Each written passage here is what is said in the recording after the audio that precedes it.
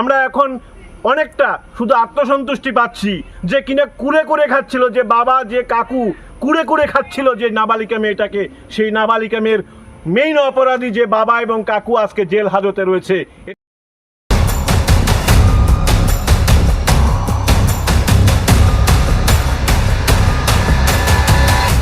নমস্কার, সাপকথার পর্দায় আজকে যে বিষয়টা আপনাদের সামনে নিয়ে এসেছি, আপনাদের হৃদয়ে, আমাদের হৃদয়ে বারবার আঘাত করেছে। বিভিন্নভাবে আপনারা কমেন্টস করেছেন।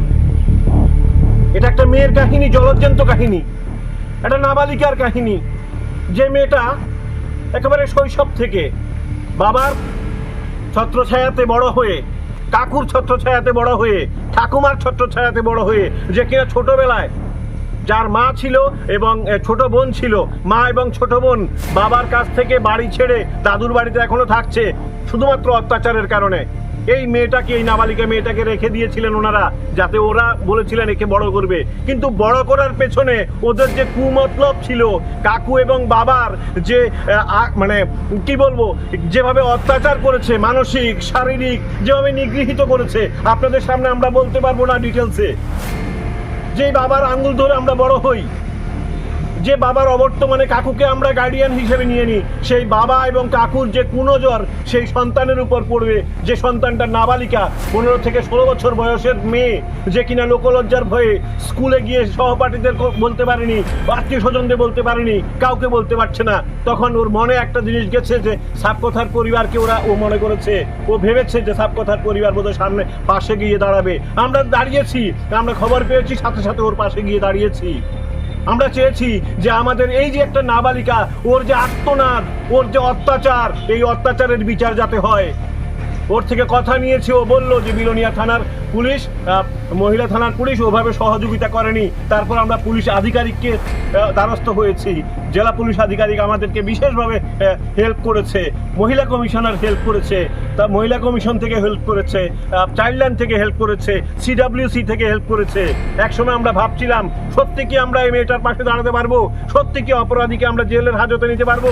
একটা সময় আমরা মানে কনফিডেন্স ছিল না, কিন্তু যখনই ভাবলাম না, যেহেতু এই মেয়েটা আমাদেরকে খোঁজ করেছে, সুতরাং মেয়েটার যেহেতু আত্মবিশ্বাস রয়েছে, তাহলে নিশ্চয়ই আমরাও আত্মনির্ভর হতে পারবো। তাই আমরা জাস্টিস দেওয়ার জন্য, বিচারকের অধীনে নেওয়ার জন্য আমরা কি করেছি, আমরা ওই মেয়ের পুরো ঘটনাটা সাপকথার পর্দায় আপনাদের সামনে তুলে ধরেছি। কিন্তু আমাদের লজ্জা লেগেছে, বারবার বলতে পারিনি আপনাদেরকে ঘটনা, এখনো পর্যন্ত বলতে পারছি না যে বাবা এবং কাকু ওর সাথে দীর্ঘ বছর যাবৎ কি ঘটনা ঘটিয়েছে। আর গা শিওরে উঠবে আপনাদের, শুধুমাত্র শুনছেন তাতে করেই এমন লাগছে, আপনারা কমেন্টস লিখছেন। আর মেয়েটার পাশে যখন আমরা বসেছিলাম, তখন আমরা সাংঘাতিকভাবে বিধ্বস্ত হয়ে গেছি। মনে হচ্ছিল এ কোন সমাজে দাঁড়িয়ে আছি, যেই সমাজে একটা নাবালিকা, নির্যাতিতা নাবালিকা, ও চিৎকার দিয়ে বলতে পারছে না ওর সাথে কি হয়েছে। যাই হোক, শেষ অবধি আমরা সকলের সহযোগিতায় একটা জায়গাতে এসে এই অপরাধী বাবা এবং অপরাধী কাকুকে আমরা ধরতে পেরেছি। আমরা ধরিনি, বিলোনিয়া থানার পুলিশ রাতে অভিযান চালিয়ে ওদেরকে পাকড়াও করেছে। আমরা আত্মসন্তুষ্টি পেয়েছি যে এই মেয়েটা যা চেয়েছিল সেটা আমরা করতে পেরেছি, গোটা সাপকথার পরিবার করতে পেরেছে। আপনাদের সহযোগিতাতে আমরা করতে পেরেছি।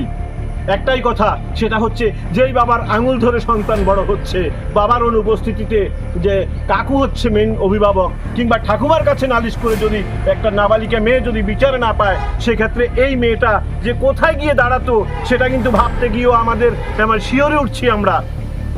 আমরা এখন অনেকটা শুধু আত্মসন্তুষ্টি পাচ্ছি যে কিনা কুড়ে করে খাচ্ছিল, যে বাবা যে কাকু কুড়ে করে খাচ্ছিল যে নাবালিকা মেয়েটাকে, সেই নাবালিকা মেয়ের মেইন অপরাধী যে বাবা এবং কাকু আজকে জেল হাজতে রয়েছে।